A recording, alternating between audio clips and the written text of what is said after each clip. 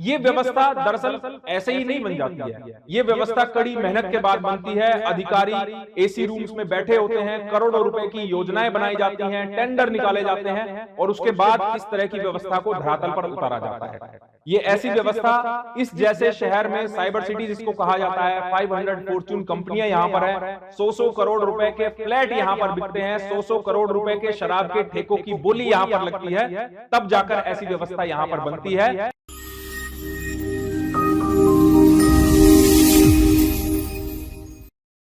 सुबह 3 बजे से गुरुग्राम में हो रही झमाझम बरसात के बाद न केवल भीषण गर्मी से राहत मिली है, बल्कि आप लोगों के लिए गुरुग्राम की सड़कों पर तालाब बन गए हैं। मानो नदियां सड़कों पर आ गई हो, तो आप वहां भी जाकर स्विमिंग पूल जैसा मजा ले सकते हैं। आपको इस खबर में मैं दिखाऊंगा कि गुरुग्राम के किस किस इलाके में जलभराव हुआ है, और अगर आप अभी दफ्तर के लिए या अपने जरूरी काम के लिए घर से बाहर नहीं निकले हैं, तो जरा वीडियो देख लीजिए, क्योंकि वीडियो देखने के बाद आपको लगेगा कि आज घर पर ही रहेंगे तो ज्यादा बेहतर रहेगा। नमस्कार, मैं हूं सुनील यादव और आप देख रहे हैं गुरुग्राम न्यूज।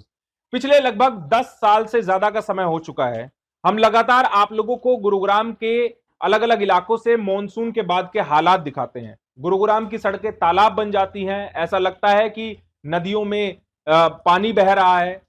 लोग स्विमिंग पूल समझकर सड़कों पर नहाने लगते हैं।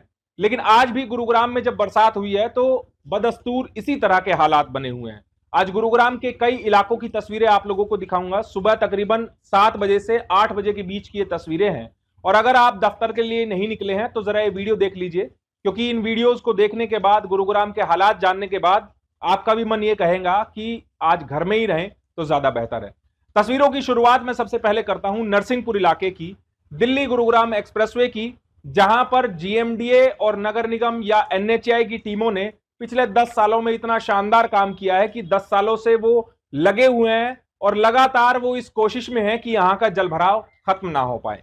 लगातार दावे करती है, लेकिन जीएमडीए की टीमें, नगर निगम की टीमें, एनएचएआई की टीमें ये कोशिशों में हर बार फेल हो जाती हैं कि यहां पर जलभराव नहीं होने दिया जाए। आज सुबह 3 बजे से हो रही मूसलाधार बारिश के बाद गुरुग्राम के नरसिंहपुर में एक बार फिर से जलभराव हो गया है, और इस बार जलभराव सर्विस लेन पर नहीं है, बल्कि इस बार जलभराव मुख्य कैरिजवे पर है, जो कि जयपुर की तरफ सड़क जाती है। और इस जलभराव की वजह से कई किलोमीटर लंबा जाम दिल्ली जयपुर हाईवे पर लग चुका है। इसके अलावा व्यवस्था कितनी शानदार की गई है कि कांवड़िए सावन के महीने में गंगा जल हरिद्वार से लेकर आ रहे हैं, अपने अपने गंतव्य स्थानों तक जा रहे हैं, तो उनके लिए भी खास व्यवस्था है। खास व्यवस्था यह है कि वो हाईवे पर मेन कैरिजवे के दाहिने तरफ होकर चल रहे हैं, क्योंकि लेफ्ट में तो सारा पानी भरा है, उसमें नाले का पानी भी मिक्स होता है, तो ऐसे में कावड़ खंडित होने का डर रहता है। तो जीएमडीए ने खास व्यवस्था की है कि कावड़िए सड़क के बीचों बीच चल सकते हैं, और गाड़ियां भी उनसे सटकर चल रही हैं कि कभी भी कोई गाड़ी किसी कावड़िए के टच हो जाए, कोई यहां पर अधिकारी कर्मचारी आपको नजर नहीं आएगा इस ट्रैफिक को चलवाते हुए या इन कावड़ियों को सुरक्षित तरीके से यहां से निकालते हुए, क्योंकि सड़कों पर तो ऐसी व्यवस्था की गई है कि यहां जलभराव खत्म होने नहीं दिया जाएगा। इतना ही नहीं, इस मेन कैरिजवे के अलावा दूसरी तरफ की अगर मैं तस्वीर दिखाऊं तो सर्विस लेन पर भी कुछ इसी तरह के हालात हैं। यहां भी लगातार जलभराव की स्थिति वैसी ही है जैसी पिछले लगभग 10 सालों से हो रही है। साल 2016 में गुरुग्राम के इसी इलाके में सबसे ज्यादा जलभराव हुआ था, जिसके बाद महाजाम की स्थिति गुरुग्राम को झेलनी पड़ी थी। और 10 सालों से लगातार जीएमडीए ये कोशिश कर रही है कि यहां से जलभराव को खत्म किया जाए, लेकिन व्यवस्था इतनी दुरुस्त की गई है, करोड़ों रुपए खर्च किए गए हैं कि यहां जलभराव होना ही होना है। अब समझ में ये नहीं आ रहा है कि यहां से जलभराव को खत्म करने के लिए करोड़ों रुपए खर्च किए जा रहे हैं, या फिर यहां जलभराव होने दिया जाना चाहिए, इसके लिए यहां पर इतने करोड़ों रुपए खर्च किए जा रहे हैं। अगली तस्वीर मैं आप लोगों को दिखाता हूं। गुड अर्थ मॉल के सामने की ये तस्वीर है। आप इसमें ये नहीं पहचान सकते कि सड़कें कहां हैं।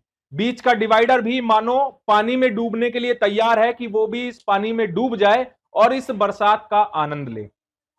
सुबह लगभग 3 बजे से लगातार गुरुग्राम में बारिश हो रही है, और गुरुग्राम के किसी भी इलाके में चले जाइए, वहां पर आपको इसी तरह के हालात मिलेंगे कि सड़कों पर तालाब बना हुआ है, गाड़ियों के पहिए, गाड़ियों के जो टायर हैं वो पानी में डूबे हुए हैं। कई इलाकों में तो पानी गाड़ियों के बोनट तक आ गया है, जिसकी वजह से गाड़ियों की रफ्तार तो थमी है और जो ट्रैफिक जाम है वो भी लगता ही जा रहा है। ऐसी समस्याएं आपको झेलनी पड़ सकती हैं।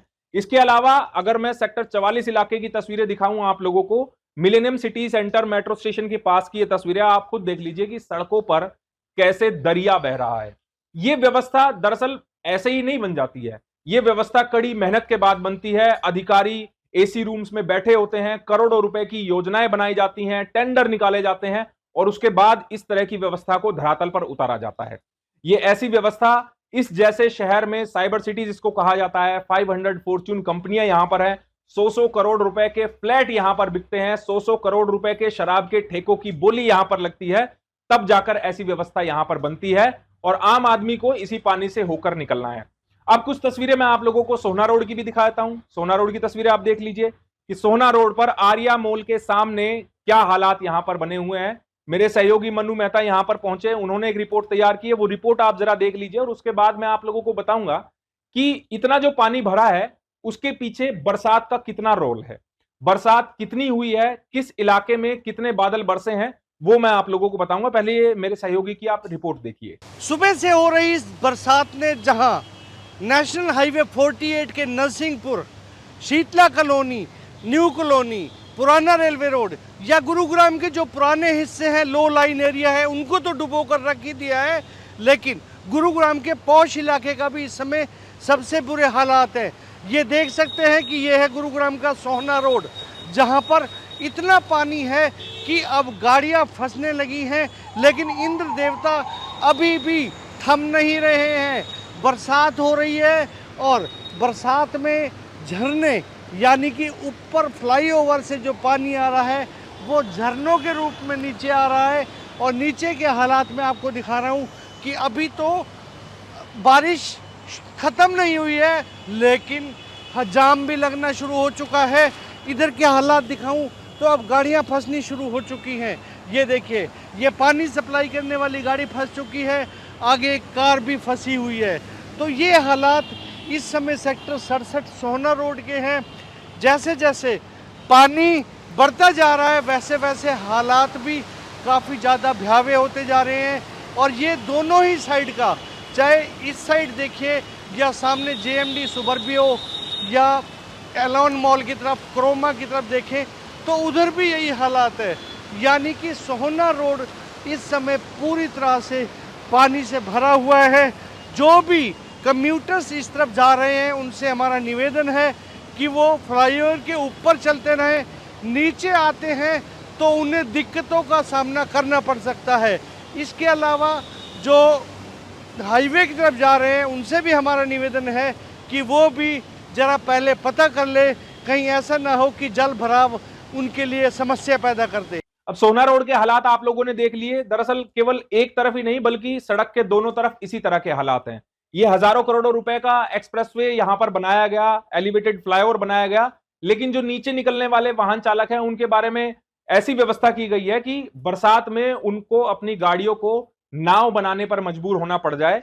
यानी कि उनको मॉनसून में केवल गाड़ियों का नहीं बल्कि नाव चलाने का भी एक्सपीरियंस होना चाहिए, उनको आनंद आना चाहिए। इसीलिए इस तरह की बेहतर व्यवस्था की गई है गुरुग्राम में कि सड़कें यहां पर तालाब बन जाती हैं, नदियां बन जाती हैं।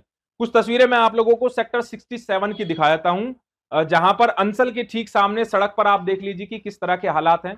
यहां भी लगातार इसी तरह का पानी भरा हुआ है। अब गुरुग्राम में बारिश हुई कितनी है जो इतना जल भराव हो गया? दरअसल ऐसा नहीं है कि पूरे गुरुग्राम में एक समान बादल आज बरसे हों, बल्कि गुरुग्राम के अलग अलग इलाकों में अलग अलग बरसात दर्ज की गई है। गुरुग्राम तहसील की बात की जाए तो गुरुग्राम तहसील के अंतर्गत आने वाले इलाकों में लगभग 97 मिलीमीटर बरसात हुई है। सुबह 8 बजे तक यह बरसात दर्ज की गई है 97 मिलीमीटर, और 8 बजे के बाद भी लगातार बारिश इसी तरह होती रहेगी। अभी भी मेरे जहां मैं खड़े होकर ये रिपोर्ट तैयार कर रहा हूं वहां भी बरसात इसी तरह से लगातार हो रही है और दिन भर आज इसी तरह बरसात होने का अनुमान भी मौसम विभाग ने जताया है।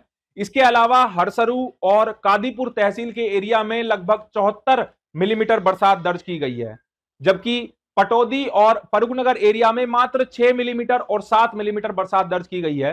कुल मिलाकर अगर पूरे गुरुग्राम जिले की में हुई बरसात को अगर मापा जाए तो लगभग 54 मिलीमीटर बरसात दर्ज की गई है। पूरे गुरुग्राम जिले की बरसात को अगर आकलन किया जाए तो आप खुद अंदाजा लगाइए कि गुरुग्राम में अगर 50 मिलीमीटर बरसात भी हो जाए तो यहाँ की सड़कें नदियां बन जाती है। इसीलिए मैंने शुरुआत में कहा कि ये व्यवस्था इतनी आसानी से नहीं बन जाती है।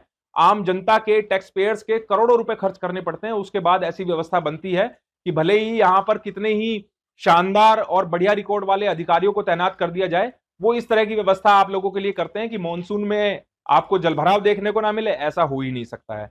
और सरकार तक शायद रिपोर्ट जाती है कि सड़कों पर जनरेटर सेट लगाए हुए गए हैं, यहां पर ट्रैक्टर लगाए हुए हैं ताकि पानी को निकाला जाए। लेकिन सवाल तो ये उठता है कि जब बरसात हो जाती है, पानी भर जाता है, उसके बाद इन पंप सेट को चालू करना, जगह जगह पर ट्रैक्टर के द्वारा पंप सेट चलाए जाना, उनको क्यों भेजा जाता है? क्यों ऐसी व्यवस्था नहीं बनाई गई है कि ये पानी अगर भरता है तो वो ऑटोमेटिकली ड्रेनेज सिस्टम में चला जाए और ये पानी सड़कों पर ना भरे? ये समझ में आता है कि अगर जोरदार बरसात होती है, अचानक बारिश हो जाए, तो उसके बाद सड़कों पर जलभराव होना लाजमी है, लेकिन ये कुछ समय में निकल जाना चाहिए, उम्मीद भी ये होनी चाहिए।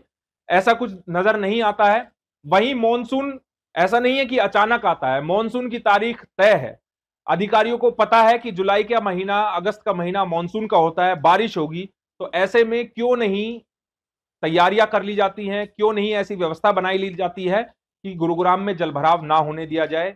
हर साल ठीक मॉनसून से पहले, कुछ दिन पहले ही नालों की साफ सफाइयां की जाती है, करोड़ों रुपए के टेंडर छोड़े जाते हैं, अलग अलग कंपनियों को हायर किया जाता है कि गुरुग्राम में व्यवस्था बेहतर बनानी है। और फिर भी व्यवस्था तो बेहतर बनती है, क्योंकि गुरुग्राम की सड़कें नदियां जो बन जाती है। इन वीडियोस के बारे में आप लोगों का क्या कहना है, हमें कमेंट करके जरूर बताएं। साथ ही साथ आप इस वीडियो को जरूर शेयर कीजिएगा, और आपको गुरुग्राम की बाकी इलाकों की तस्वीरें भी हम दिखाते रहेंगे दिन भर, कि गुरुग्राम में कहां कहां जलभराव हुआ है, किस तरह की व्यवस्थाएं गुरुग्राम में की गई है प्रशासनिक अधिकारियों के द्वारा, वो भी हम आप लोगों को इसी तरह दिखाते रहेंगे। इस खबर को शेयर जरूर कीजिएगा ताकि सभी लोगों तक सही जानकारी सही समय पर पहुंच पाए। नमस्कार।